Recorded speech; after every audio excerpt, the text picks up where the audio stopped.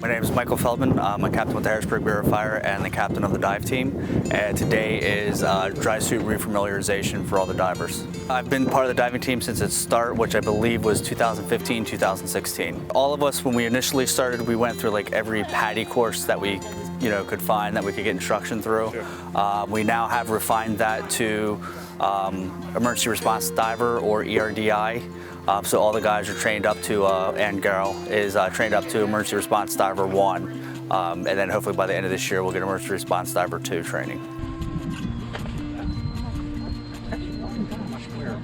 Fire departments are going to do down here. I want to see the more people trained and go diving, the safer everybody's going to be when they're on a call. We're here at Lake Allure in Quarryville, doing some dive training. The equipment we're using today is what we call a dry suit, and this particular dry suit is used in a hazmat environment. So we look at it as an all hazards dry suit, so not knowing what we're going to get into from one dive mission to the next. The tanks that we're using are steel cylinder tanks, and we purposely went with those to use the tanks as an added weight. The pressure is a little less than an aluminum tank. They're 2,500 PSI tanks.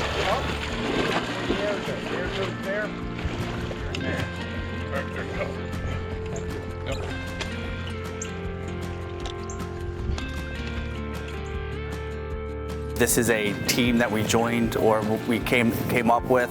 So you have to go through all your normal training to be a Harrisburg firefighter.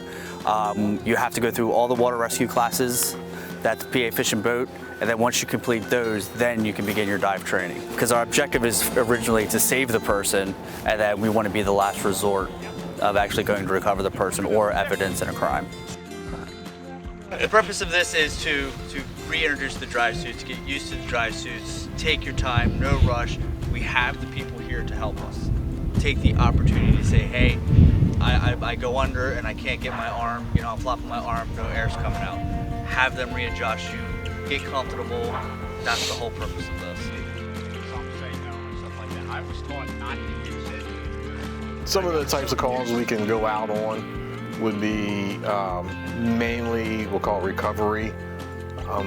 Rescue is kind of limited, but we are set up to do a rescue, like we have to do a quick rescue in the river.